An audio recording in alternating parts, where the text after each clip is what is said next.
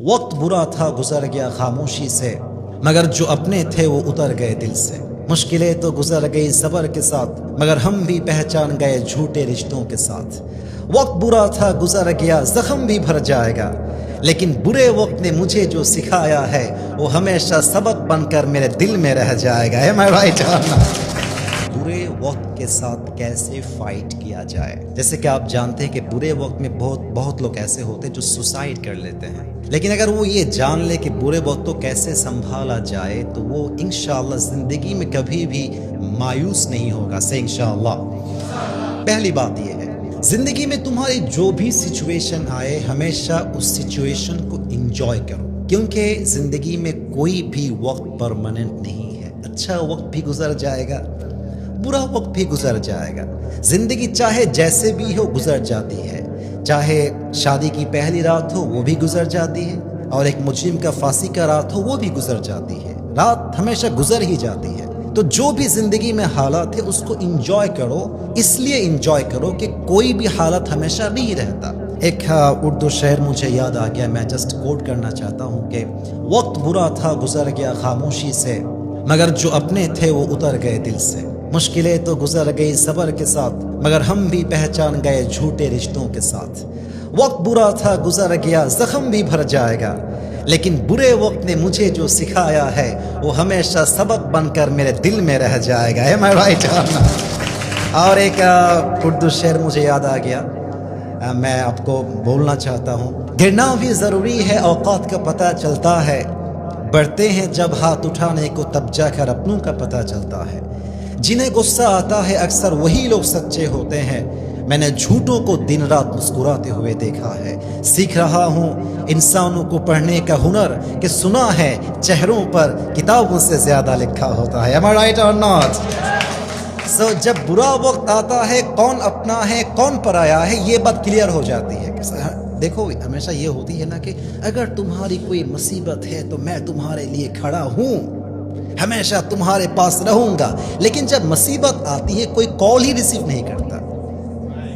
This is the reality۔ تو پہلی بات یہ ہے کہ اپنی برے وقت کو انجوائے کرنا سیکھو۔ نمبر 2، برے وقت جتنا بھی تمہاری زندگی میں آئے ہمیشہ یاد رکھو کہ برے وقت میں جو نراش ہو جاتے ہیں وہ اللہ کی رحمت سے مایوس ہو جاتے ہیں۔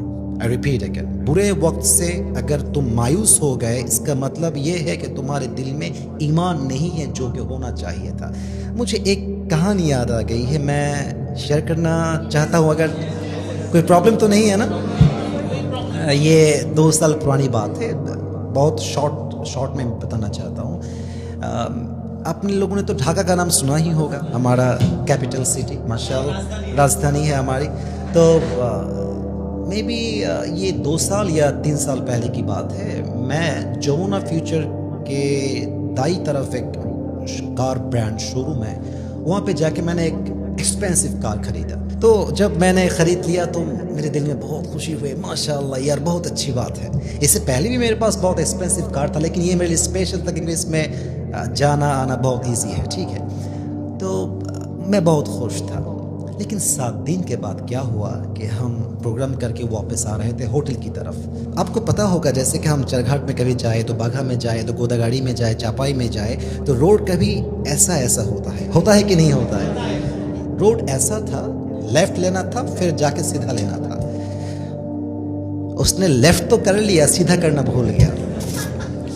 ہم سیدھے جا کے ندی میں گر گئے، مطلب بہت وہاں پہ پانی تھا۔ یار میں نے کہا یار انا للہ یہ کیا ہو گیا، تو میں نیچے گر گیا، سیدھا جا کے نیچے گر گیا، پانی کے اندر ہم گر گئے۔ تو سچویشن ایسا تھا کہ کوئی بھی نہ بچے، کوئی بھی زندہ نہ رہے، لیکن خدا کی رحمت ہے کہ کسی کی بدن پر ایک چوٹ بھی نہیں آیا الحمدللہ، اور ہم لکیلی بچ گئے۔ تو میں جب وہاں سے اٹھا، لوگ آئے اور لوگ کہنے لگے یار یہ تو آصف حجور ہے، ان کو اٹھاؤ بچا لو ان کو۔ تو لوگوں نے آیا اور ہمیں اٹھایا اور ہم قریب میں جا کے وہاں پہ کھڑے ہو گئے، پولیس بھی آ گئے۔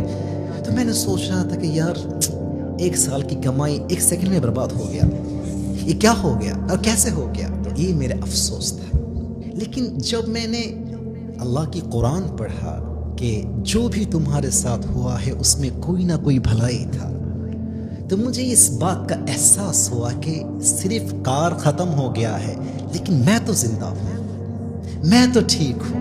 فَإِنَّ مَعَ الْعُسْرِ يُسْرًا، ہر تکلیف کے ساتھ ایک خوشی ہوتی ہے۔ تکلیف یہ ہے کہ 50 لاکھ کی کار تھا، اس سے بھی زیادہ ایکسپینسو، 1 منٹ میں برباد ہو گیا، لیکن چونکہ میں زندہ ہوں، آج یہ چلا گیا تو کیا ہوا، 2 سال کے بعد BMW خرید لیں گے۔ Am I right or not؟ فَإِنَّ مَعَ الْعُسْرِ يُسْرًا۔ تو برے وقت میں کبھی بھی مایوس نہیں ہونا ہے، ہمیشہ یاد رکھنا ہے کہ اللہ نے یہ ٹیسٹ لیا ہے اس لیے کہ اچھے کی انتظاری ہے۔ سے انشاءاللہ۔ لاسٹ ون، اگر برے وقت میں تمہیں یہ لگے کہ کوئی تمہارے ساتھ نہیں ہے، ہمیشہ یاد رکھو کہ ہمیشہ تمہارے ساتھ ہے، اور وہ کون ہے؟ اوکے، میں آپ کو ایویڈنس دیتا ہوں، ایویڈنس کے ساتھ بات کرتا ہوں۔ لا تحزن ان اللہ معنا، Allah says never lose hope, I am with you. تمہارے پاس کوئی بھی نہیں ہے، میں تمہارے ساتھ کھڑا ہوں۔ چھوٹا ایک ایگزامپل دے ختم کرتا ہوں۔ آپ جیسے کہ جانتے ہیں کہ نبی جب ابو بکر رضی اللہ تعالیٰ عنہ کے ساتھ سفر میں نکل گئے، مطلب مکے کو چھوڑ کر مدینے کے لیے نکل گئے، تو ایک غار تھا، اس میں وہ گھس گئے۔ تو کفار جو تھے وہ ایسے نشان، مطلب یہ جو آپ کی پیر ہے نا، سر پلیز آپ کو بھی سننا ہوگا یہ بات، یہ امپورٹنٹ ہے۔